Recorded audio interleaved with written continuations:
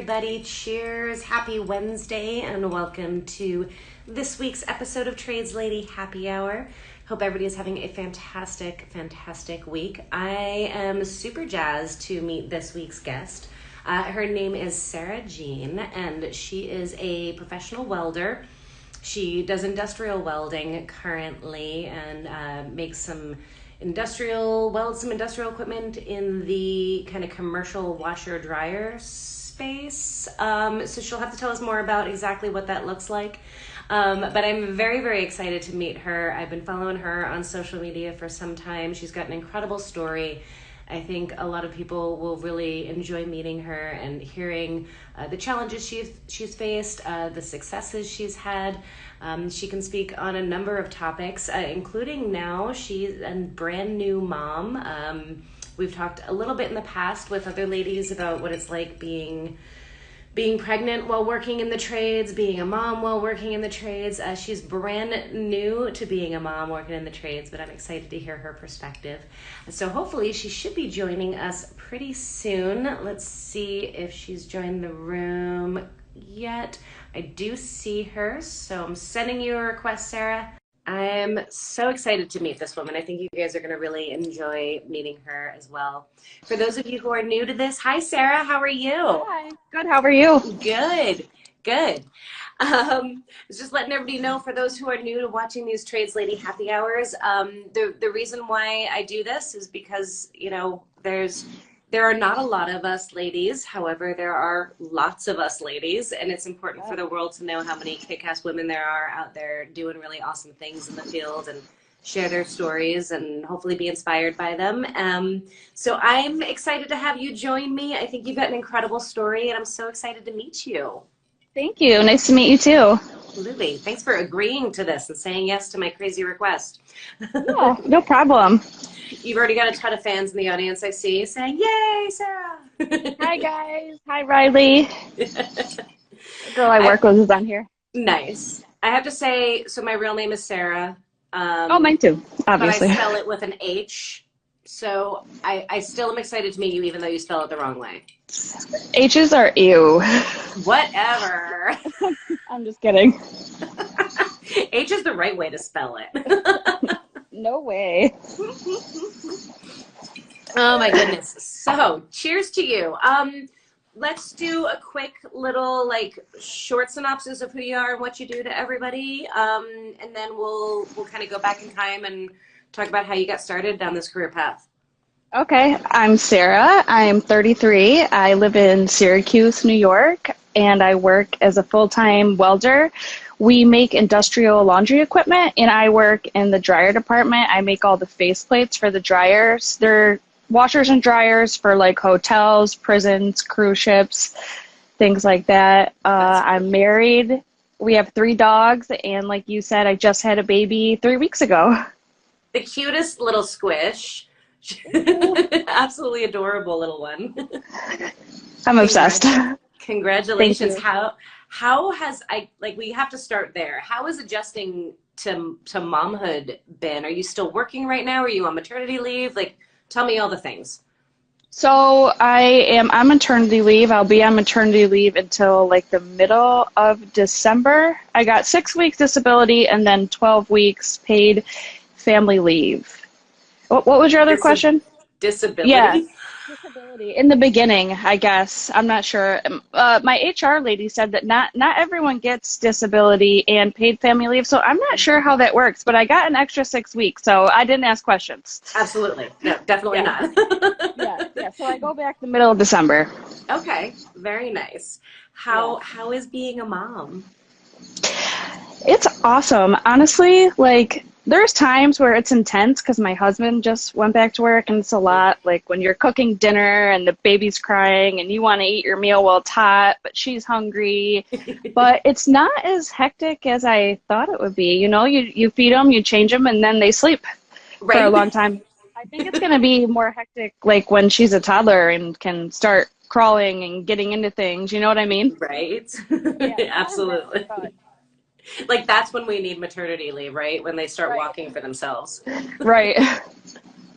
So you worked pretty far into your pregnancy still welding. Is that correct? Yes, yeah, it was up until 36 weeks, and my doctor would not take me out.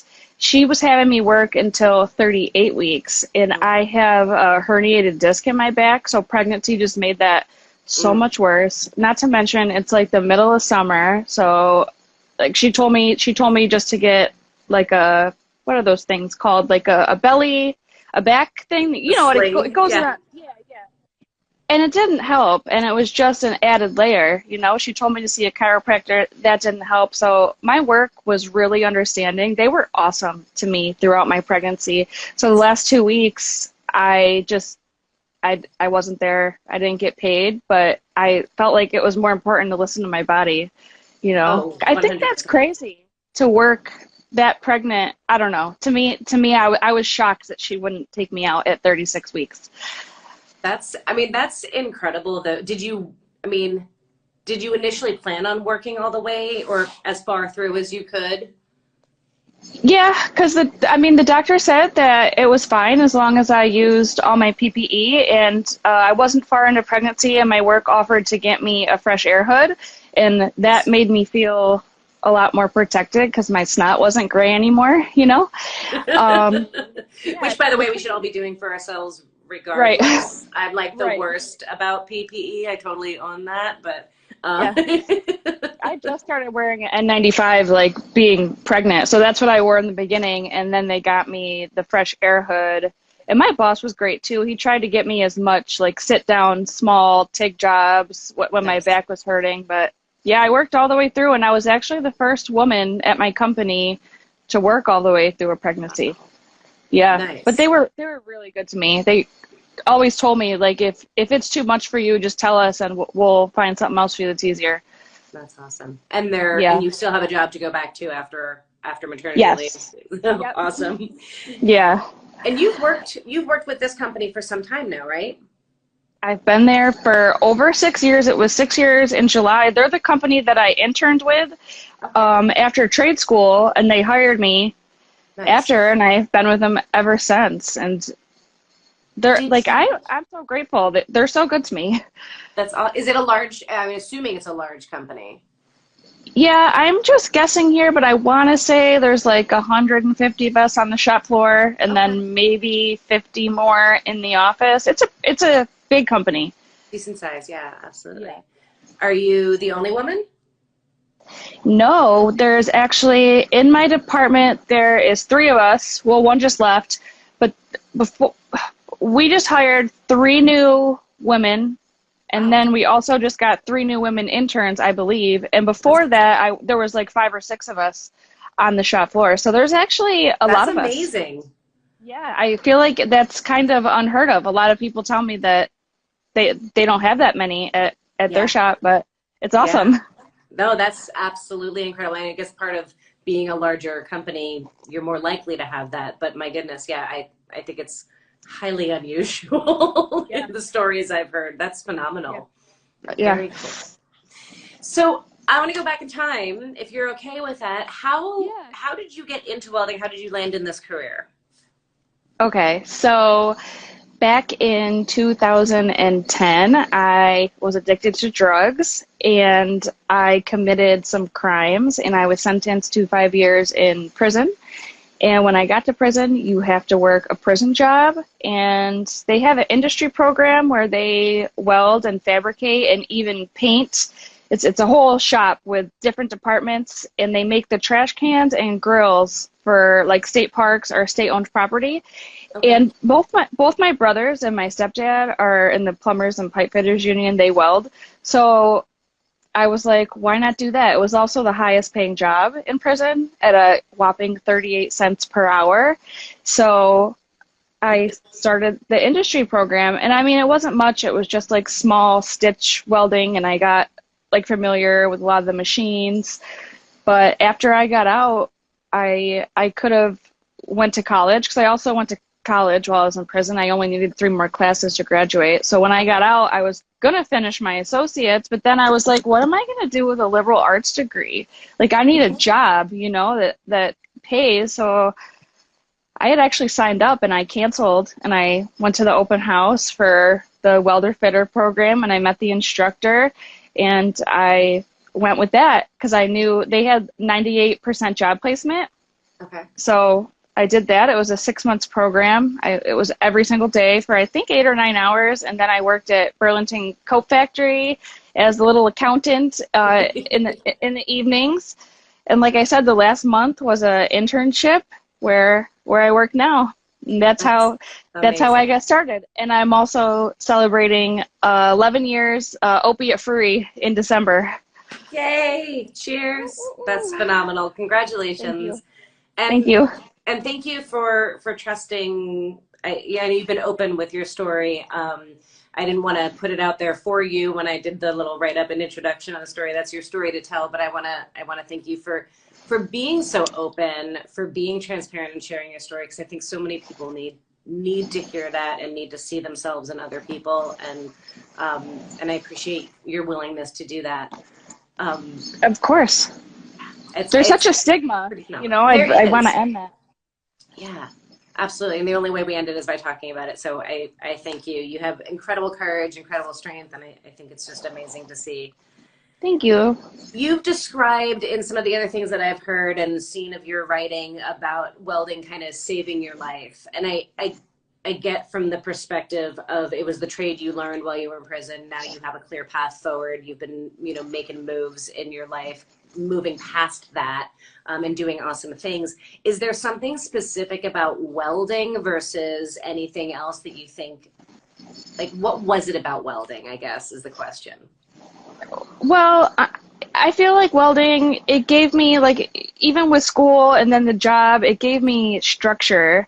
And I honestly, like, love what I do every day. So it's like something exciting to wake up to do, a commitment that I have to be at. And not only that, but like I met my husband at work, and yeah, I feel like it was mostly the structure and loving what you do, because they say, if you love what you do every day, then it's not like a job, isn't that the goal in life, to wake up every day and love what you do? So if it wasn't for welding, like, I wouldn't have met my husband. And I mean, he's also a welder, and I feel like everything that we have, this beautiful life that I have, it's all from welding, and some people may look down on the trades, but I feel like we may not be insanely rich, you know what I mean? But I feel like we've built a really nice life for ourselves, and it's all due to welding, and I get to wake up and love what I do on top of it. Which is all any of us could ask for, right? Yeah. And don't get that wrong, folks out there. Like, it doesn't mean you don't work hard. Like, just because you love what you do. Yeah. I always like that whole phrase, like, if you love what you do, you never work a day in your life. No, you work. It's still hard work, but you love it, and so you don't work it. Right. Exactly. It's definitely hard work. I'm curious, what were you studying in your liberal arts degree? Oh, you cut out for a second. I heard what did I study in my liberal arts degree? About that. That's okay. Yeah, because you said you were doing college and welding. So what were you thinking was your alternate option? Honestly, I had no idea. No idea. Just when I was in prison, college was offered, and it was free, and it's something to do, and I felt like, why not take advantage of this? And that's really the only degree that they have that you can go for. Okay. And I really had no idea. I didn't know. And I feel like college is so scary because it can be so expensive, and what if you don't like what you went to school for? Then you wasted all that money. So when I had intentions of finishing those last 3 classes, I would have had to pay for that, and I had no idea at all. Like, I can't even throw anything out there. I have no idea. And I feel like that's probably really common, oddly enough, right? Like, it is. I mean, this is a conversation that, like, we have kind of throughout the trades, and we've been having more and more throughout the trades. And I know you're really active in some organizations that are doing work around changing the perception around trades. Do you want to talk about that a little bit? I know you've got some passion there and some thoughts to share. Yeah, so I'm a part of the Hooded Heroes Foundation, and what they do is it's for people who want to get into welding and may not have the resources. We like supply things like helmets, gloves, boots, stuff like that. Um, and then what else have I done? I went and spoke at American Welding Society meeting, and I Nice. told my story there. Also, I can't remember the name of the class now or even the state it was in. It was so long ago, but I spoke to a class through what's it called? FaceTime or whatever. Like I Zoom or spoke. something, yeah. Yeah, Zoom. I spoke to a class. I think it was like in Tennessee. I did that, and then I'm also associated with Dynabraid Okay. Air Very Tools. Yep. nice. Great Yeah, tools. because I love their tools. I use them when they had asked me to be influencer. I had already used a bunch of their tools anyway, so Yeah, no, they're it kind of just fantastic. perfect. Yeah. So in your tell me more about the Hooded Heroes because I think that's really awesome. And how did you get involved with them and what all kind of stuff do you guys do? I know you're working to help it make it more accessible, right, for the trades. Yeah, so we're still kind of in the beginning stages. I think we may have only helped like one or two people, but they had reached out, and I can't remember which member it was now. They had reached out and just asked if I would be interested, and I thought that that was awesome. It's honestly like the coolest thing that I'm involved with, I think, to help other welders, I who think want to you're get involved in a involved. lot of really cool things Thank you. for the Yeah. record. Yeah, but yeah, I couldn't say no. I was really excited, and I know right now that they're working with I can't remember off the top of my head right now, but I know that they're working with some bigger accounts who want to sponsor us, and that's really exciting because we're trying to get stuff together to be able to send to people. Yeah. We do like little packages, and I think they also are leaning towards more like gift cards that's like to cut down on shipping costs. But Nice. yeah, so if anyone listening is interested in welding and may need some help, you can. The link is in my bio, and you just have to answer some questions and write up a short little paragraph and just say like what you want to do, what kind of welding that you're interested in, and why you need help. Yeah. I love it. And I will make sure that I include that link in the description and write up on this live. So it will Yeah, live out there, as well as how people can find you, how people can find Hooded Heroes and support what you guys are doing. I think it's awesome. so cool.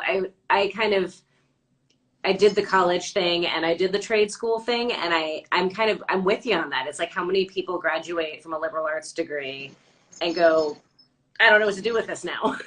Yeah, honestly, I don't even know like what jobs are for a liberal arts degree. Like, what job do you get a liberal I, arts degree I to think the do? job is going to grad school. Yeah. Yeah, because I took such a wide range of different classes. You know what I mean? It Yeah. wasn't one area of study. Yeah. So here's an interesting question because I have my thoughts on it. I'm curious to hear yours because it sounds like you were kind of doing the liberal arts classes because it was free, it was available, why not? It was something to do. You sound like somebody who likes bettering themselves and investing in that. Do you feel like it was a waste? Do you feel like there was value? Like how do you feel about the time spent taking those classes and did you get something out of it? I definitely don't think it was a waste because I did learn a lot. Like there was a lot of research papers that I did. I took like a nutrition class. I took public speaking, a bunch of psychology classes, accounting. So I definitely learned a lot. And not only that, being in prison, I think that it's really important to fill your time with something that is bettering yourself. They say that it reduces recidivism rates. And I was in there with like a lot of great women, and unfortunately, people who get out and better themselves are unfortunately few and far between. A lot of the women are either back in prison or back on drugs, or sadly, aren't here with us anymore. That happens. And they say that getting any type of education in there reduces the chances of you going back. So I think that I benefited in that way as well. Yeah, absolutely. And I definitely don't want to minimize that at all. Like you are one of the success stories, right? You Hmm. are a survivor and an achiever, and you've done so much since. And it is not. I think it's as much as I want to celebrate and acknowledge what you've done. I don't want people out there thinking like that was easy, Oh, because to oh your my God. point, like it's so much easier to go back to. Hmm. And Yeah, for you to absolutely. make that change, for you to make something so amazing out of your life and then continue to give to others afterwards is no small feat. And I definitely Thank want to you. acknowledge that. Thank you. Yeah, there's been a lot of bumps in the roads. It wasn't all sunshine and rainbows to get here. It's Yeah. it's not it's not always easy. Tell me about some of the challenges that you faced in the whether it's well, and maybe I don't want to confine it. I was going to say challenges in the industry, but um, starting out in your career, have you faced significant challenges within the trade? What have those challenges been for you? Mm, I the only challenge was I had a boss who lost his job for sexually harassing me and another female at my job. Um, I really think that that was the only challenge, but during the time that he was my boss, when I first got hired, he wasn't my boss. He was just another coworker, and he had made some uh, comments that weren't respectful one time, but I shut it down, and it didn't happen again for a while. And then my boss, he retired, and he was next in line, so he became boss, and then the comments started all over again. He would just like call my name from across the shop floor and make me walk all the way over to him just to be like, "Shut up, Sarah." Or he'd walk by my area and say, "Shut up, Sarah."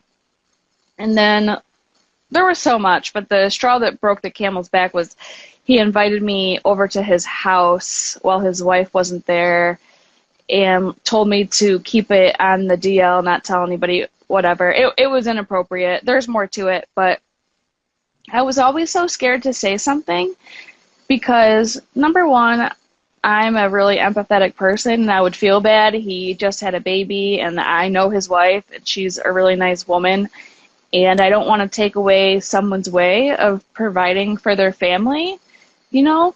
And not only that, just like what if they didn't fire him? What if I still have to work with him after I said something? Or what if they move me from my department that I love? You know, I wasn't sure which way that it was going to go. Sure. But my husband, he wasn't my husband at the time, um, he got involved and someone else said something to HR. And because he had done it to another female, he was fired.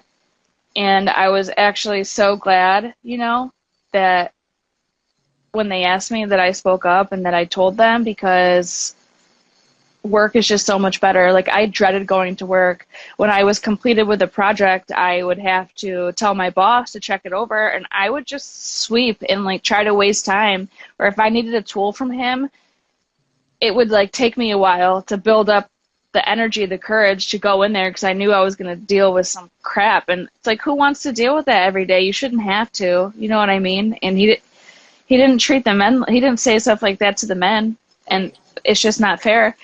And then he was fired, and I loved my job again. And they say that like people don't quit jobs; they quit bosses, and that's true. A boss can really change everything. So 100%. Yeah. No, I'd say that's the only challenge, though. I like how you say that's the only challenge. Like that's some minor challenge. That's a huge challenge, and, Yeah. and I appreciate how eloquently you speak on that too. Like the experiences that we have, like how that affects us when you're in your day to day job. Like I think a lot of people, if they haven't experienced it, are like, oh, it's no big deal. Grow a thicker skin, put up with it. You're in the shop, whatever. But how that affects the psyche, like you were talking about, like dragging your feet on getting stuff inspected, like not wanting to deal with him, like that affects our performance, that affects our day, that affects our pay raises, that affects so much, right? And it is a huge deal. How, so you had some support system, you had your now husband, then boyfriend, I'm assuming, supporting you and encouraging you. You had the blessing and fortunateness of a larger company with an HR department that took you seriously, which is phenomenal. I think that's one of the things of a bigger company. But how did you like personally get up the strength to do something? Like what was that shift for you? Because I think a lot of women deal with the same thing. I don't want to take away their livelihood. I don't want to hurt them. I don't want to be made fun of in the shop. I don't want to lose my job. I don't want to be blacklisted. Like all of these things that keep us from speaking up. What's your advice? There's so much I want to ask you about this. Talk to me about it. I mean, so to get more into detail what happened, my husband was going to be out of town for work, and his boss had to drop him off at the airport that day. And because he wasn't going to be in the shop, he had sent out an email that everyone can see, well, all the leads, letting him know that he wasn't going to be in the building because he's dropped my husband off. And my boss saw that. So my boss knew that my husband was going to be out of town. And he invited me over, and he made a comment about how spouses cheat when they go out of town. Yeah. And he had crossed the line. And it made me uncomfortable that he knew when my husband was going to be out of town, when I'd be home alone. And I kind of thought that he would forget about inviting me over, whatever, but he had brought it up again. So I said something to my boss, or to my husband. I said, can you tell your boss not to let everybody know that, that you're going to be out of town? Yeah. And his boss was the one who told HR. And when they pulled me in there, I wasn't going to lie, I can't lie. And he had just crossed a line. I mean, all the other stuff, like I felt I could deal with, even though I shouldn't have to, but that was a line for me. And so I told them, and thank God that they fired him. They talked to their lawyers first, and that's what they said.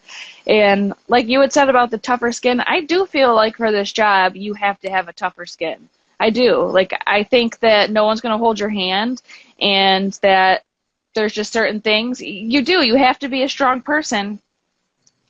But at the same time, there's shit that you shouldn't have to deal with. People they can't walk all over you. You shouldn't be sexually harassed. And that's different than having a tougher skin. It's completely different. And it's like, how come 149 of these men, well, not counting the women, whatever number, how come they know how to speak to me and not cross the line? Because I can joke. I joke around and talk about, like weird stuff. We never talk about weird stuff in the shop. I don't know what you're talking about. You know what I mean? And there's just a line that you don't cross. And all these men know how to talk to me without making me uncomfortable, except for you. So there's just a line, 100%. 100%. Yeah. And I think everybody kind of has to figure out that line for themselves of what that is. But I'm with you. I think there's shit talking, right? Like there's the shop banter, there's the shop shit talking, and when it's generalized, it's shit talking. When it's directed at one person and it's meant to make one person feel uncomfortable or unsafe, like that's a totally different thing entirely. Yeah, exactly. Yep. I think we tend to lump it all together, or people tend to lump it all together as it's just shop talk. Yeah. No, it's not. Yeah. I applaud you for doing that and for standing up for yourself. I think it does make a big difference being in a good shop, right? Like you had a great HR department who took you seriously. I think a lot of people don't have that, and that's adds another layer of challenge to things. Absolutely. I'm glad you stuck with it. Yeah, me too. Life in general. I mean, you spend so much of your time at work, you know, and if you're miserable there all day, that's 10, 11 hours of your day Yeah. that you're miserable. So I'm really, really glad afterwards. I was like, I should have done that a long time ago. Isn't that the way it is, though, right? The things that we Yeah. put off the most, once we do them, we're like, oh, that Yeah, because weight I'm feeling lifted. bad for him. Yeah. Right. Why do we do that to ourselves? I I don't don't want know. to ruin their life. Right. Right. Well, my life sucks every day because of him.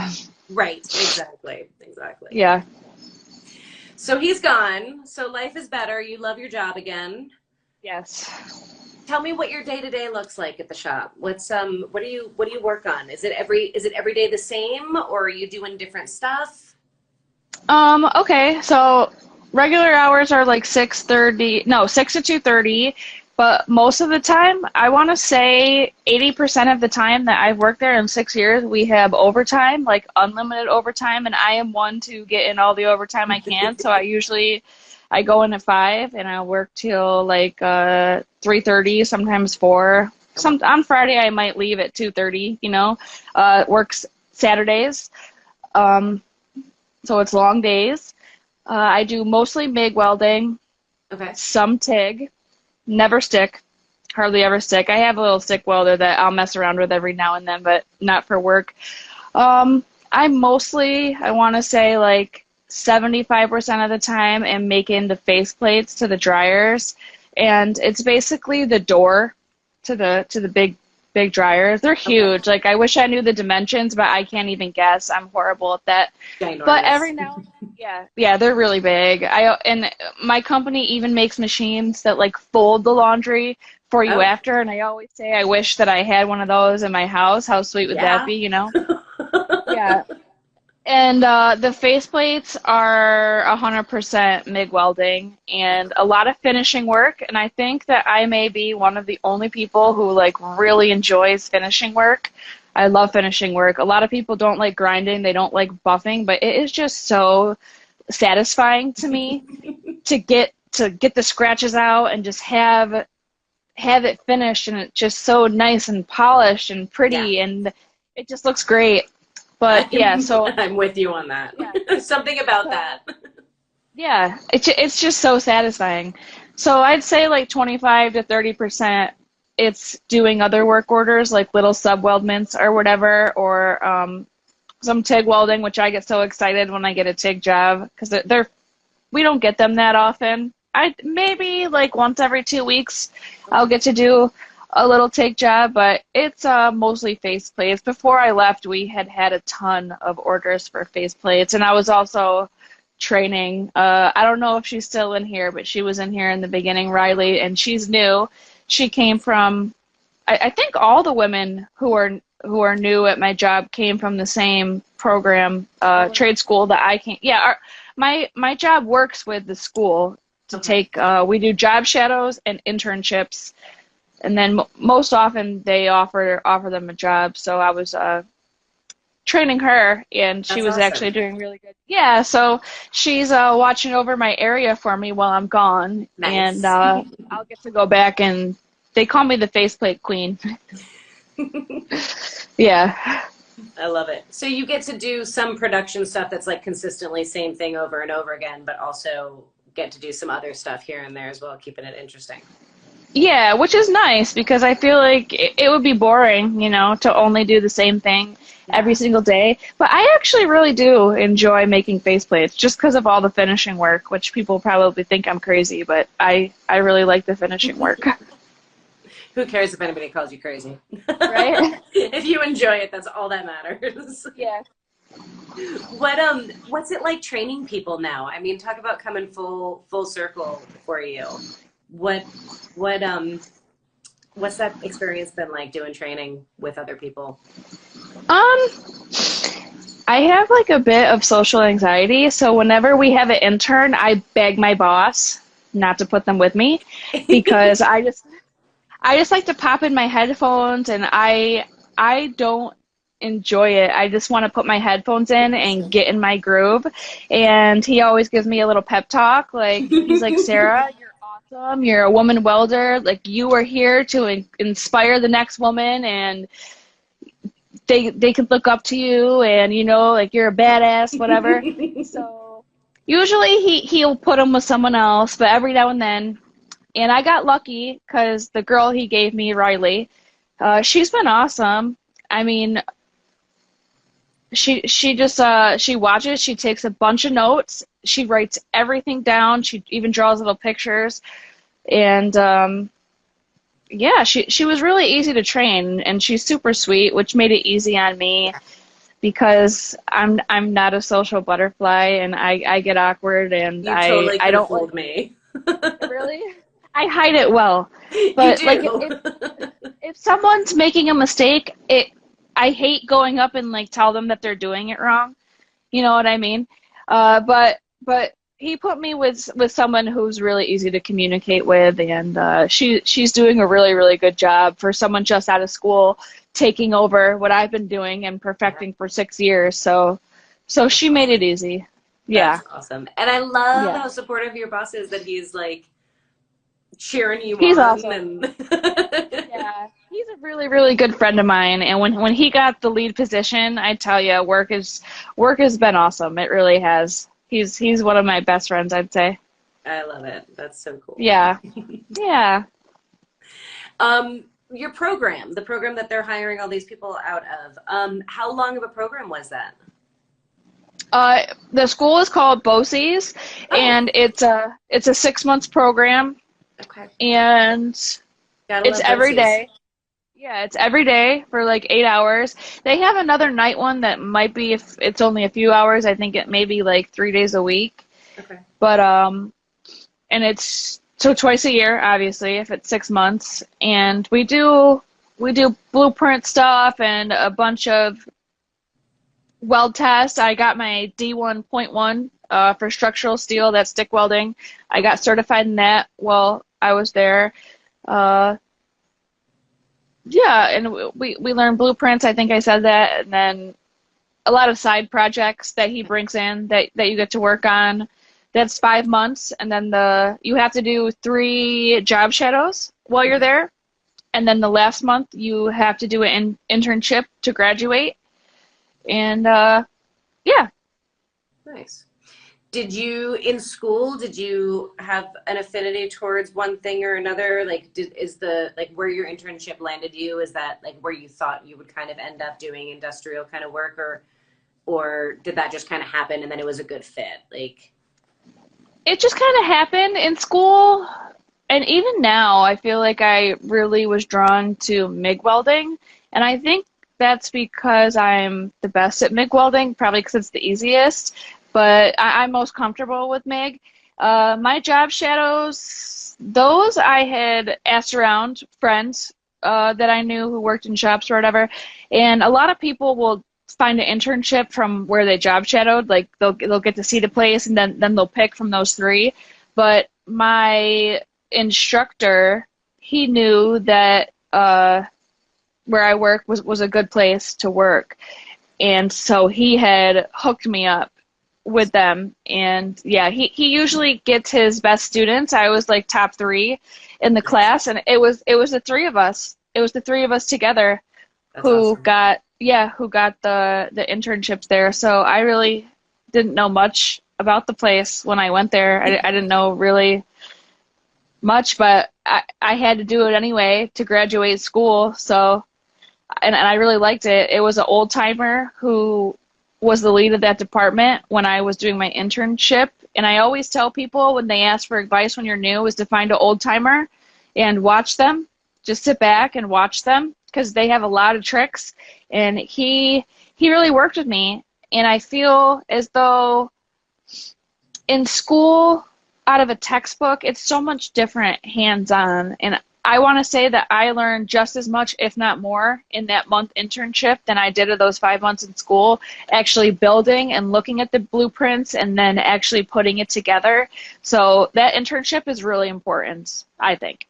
No, I 100% agree. Like, it's kind of like we were talking with liberal arts versus trade school and school versus internship and all of that. It's like you need all of the pieces. Like, you can't do just the one. You can't do Yeah. just the book smarts and not have the hands on. You can't.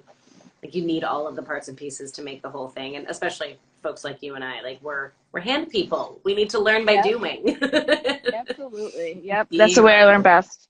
Yeah, absolutely.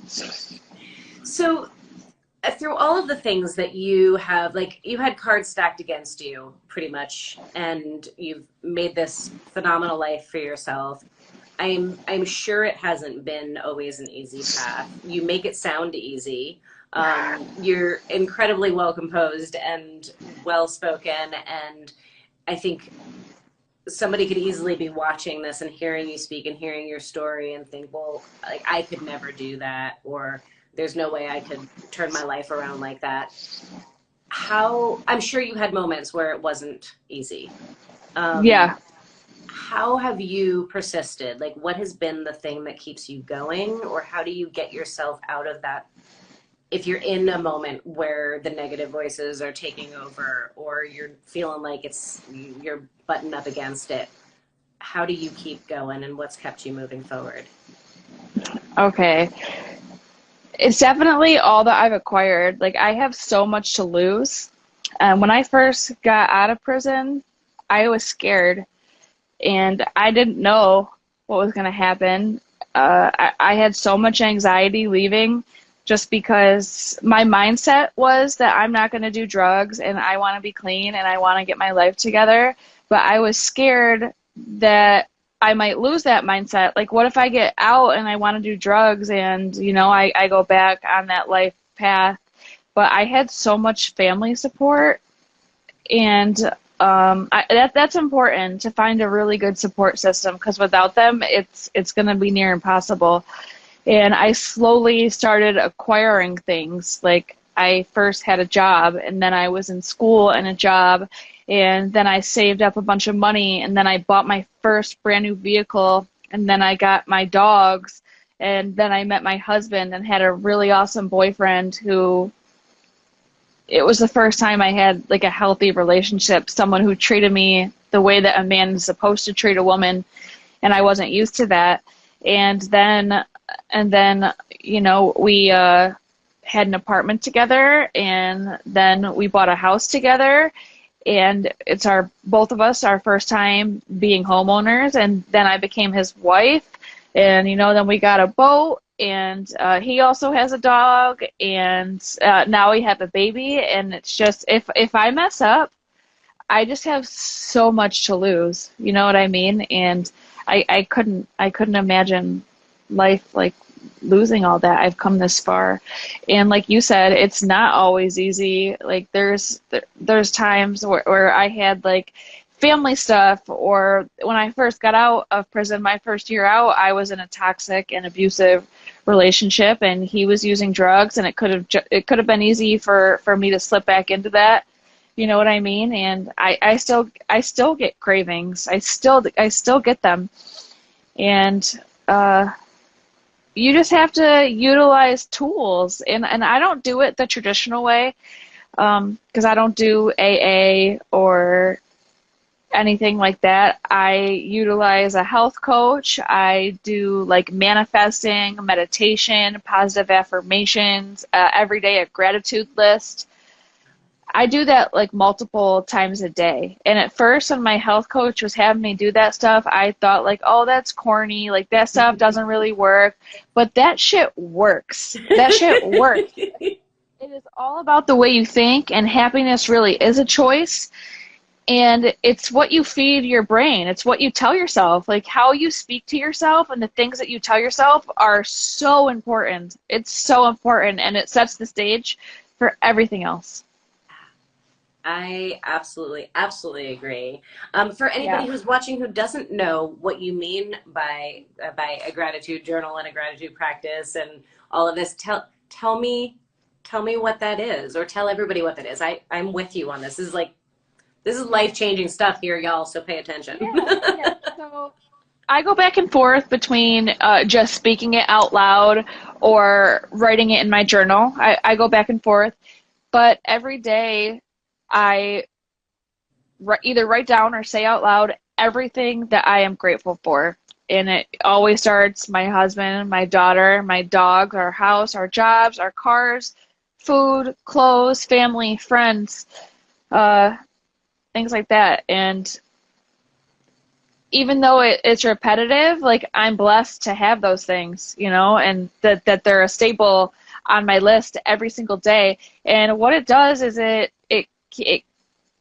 keeps the things that you have to be grateful for in the forefront of your mind. So that way you're focusing on the positive things and the things that are good in your life instead of dwelling on all the things that are bad or maybe that aren't going right. It keeps it in the front of your brain. So that way that's what you're thinking about, because it's so important. It really is. It is. And what a huge like success example of that, right? Like it keeps you focused on the positive. Yes, the negative still happens, like challenges still happen, negative still happens, but it keeps your focus and allows you to keep moving forward. And even when those negative things happen. And I love the way you kind of explained like just the stepping stones, right? First it was, you know, this little piece and then this bigger piece and then this bigger thing until you're where you're at. Like you didn't wake up one morning and all of a sudden like, ta-da, Right. you've been working your butt off, maybe stepping your way to this amazing life. And I think it's so key for people to hear that, right? Yeah. Social media, we look at people and we're like, oh, look at all they have. And we don't necessarily see where they came from or what the path was for them to get there. Right. Absolutely. Excuse me. How you said you had a supportive family, which I'm super grateful to hear, and I think it makes a huge difference for everybody to have that. How did they respond to you pursuing a non-traditional career path as a woman? My dad was ecstatic, and I tell you, he's recently passed away, but I tell you that every single person he would meet, he would say, "You'll never guess what she does for a living." Or if I wasn't there, he'd say, "You'll never guess what my daughter does for a living." And he'd pull out pictures, and he had all the shirts. My daughter's a welder. So yeah, he was so proud. He just thought that it was the coolest thing in the world. My stepdad, well, it's my brothers and sisters' dad. He's not married to my mom anymore, but he's just like another dad to me. Like I said, him and my brother are welders, so they also think that that's awesome. I don't think that there's not ever been a person who didn't think that it was awesome and think that it's supportive, you know. Nice. And everyone tells me that they're so proud, and you know, because without welding, I truly feel without that job, I wouldn't have everything that I have. I love it. Thank you. Are you still doing artsy welding stuff too outside of work, or are you mostly, you get home from work? I mean, now with your daughter, it's another story altogether, but were you still doing other stuff outside of work, or is it you're home, you're tired, you're done? I want to. I have a welder out in my garage, a really nice welder, actually, that my dad bought me. And I have said it's been over a year now, because I bought it when we were at the apartment that we were at before we bought this house, and there was no garage, so I didn't use it. And then we moved here, and now I have a garage, but our electrical needs updated, and it just keeps getting put on the back burner. But I do artsy stuff at work during my breaks and stuff like that. Nothing huge, but yeah, I've made little things here and there. And I've said for the longest time now that I'm going to start doing artsy stuff here at home. It's on my list. It's on my list. Well, I mean, you've got your hands full right now. I think everybody will forgive you for not. Yeah. So how old are you going to wait for your daughter to be before you teach her how to weld? Right. I already have Jugs welding caps, and then Bonnie, old lady welder, on here. Nice. They sent me matching welding caps, one for me and one for my daughter. It won't fit her until she's a little bigger, because she could only make it so small. And I just had newborn pictures done, and I bought her little jean overalls, and then she had a red and white polka dot headband, and my little Lincoln welding helmet with Rosie on it is in the frame. I cannot wait to get them back. So as soon as she's ready, love I'm gonna have her out in the garage. Yeah.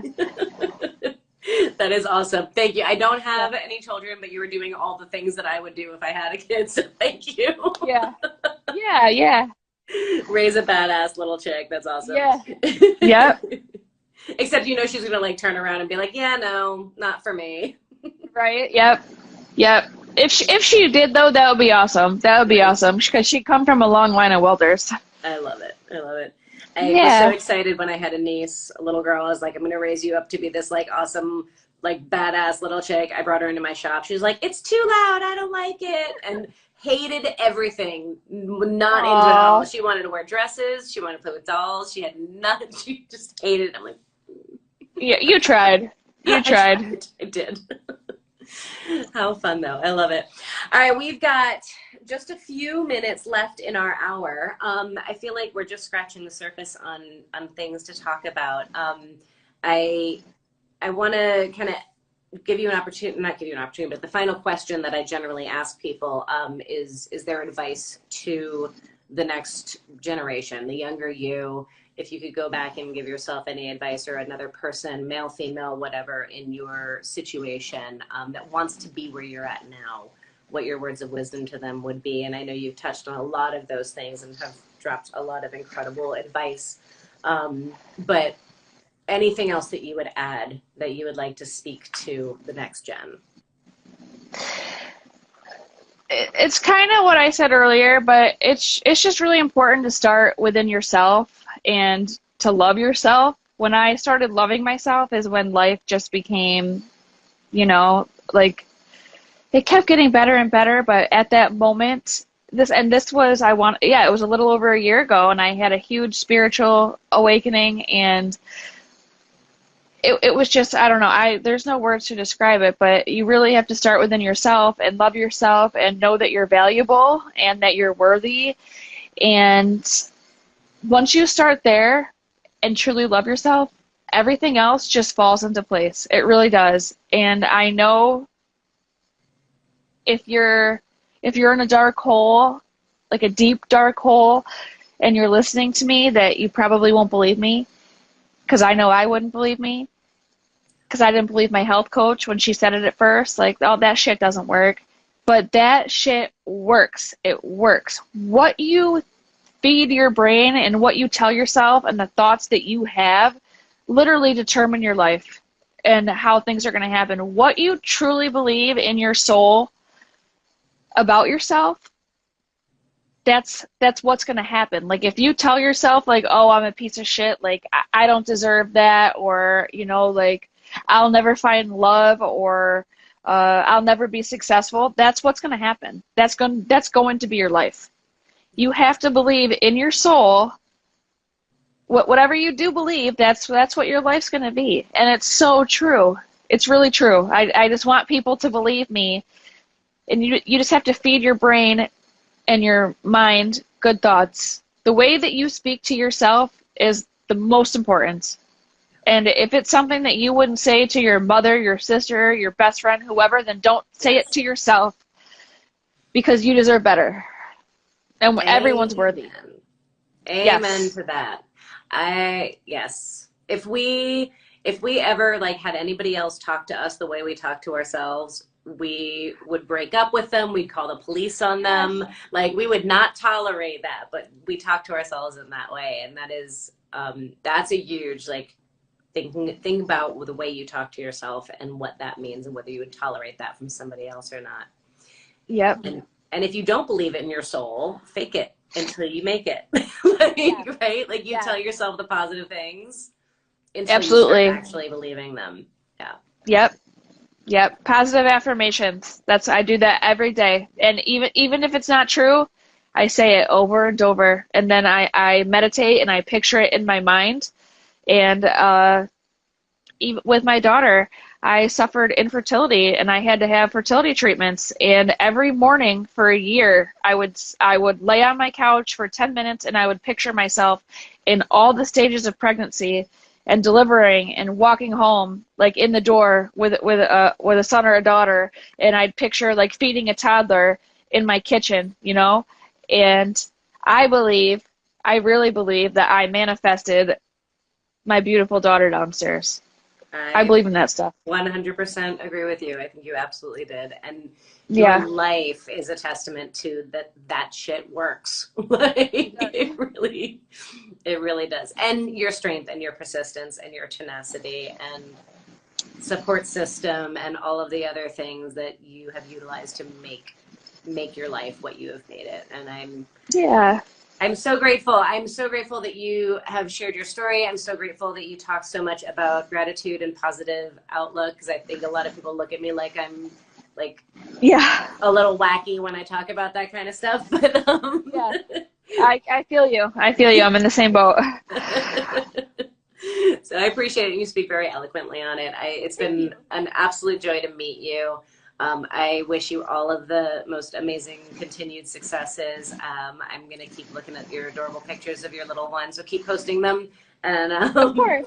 I'm super, super pleased. I hope everybody who's tuned in tonight has also enjoyed this. Make sure you do go follow Sara Dean, follow Hooded Heroes, show her some support and some love. Practice your positive affirmations, and know that you can do anything you set your mind to. Sara is absolutely proof to that. Even if she spells her name without an H, I will forgive her. One day I hope to meet you in real life, when you are not in the throes of having a newborn. We're gonna get you out to Phoenix, or I'm gonna come out to New York and visit you. But that'd be awesome. That'd be awesome. I would love it. Guys, thank you so much for tuning in. Make sure you come back next week to meet another amazing woman. This episode and all past episodes are going to live forevermore in my IG TV tab, so you can check out all the old ones. And you can watch this one as much as you want, so you can hear her amazing words of wisdom over and over and over again. Thank you for coming on and joining me. Thank you, everybody, for tuning in and watching. I will see you guys next week. And until then, be good to yourselves, be good to one another, and have a fantastic evening. And I'll be shooting you a message, Sara, and we'll catch up a little bit after this, okay? Okay, thank you so much. Thank you. Bye, guys. Bye-bye.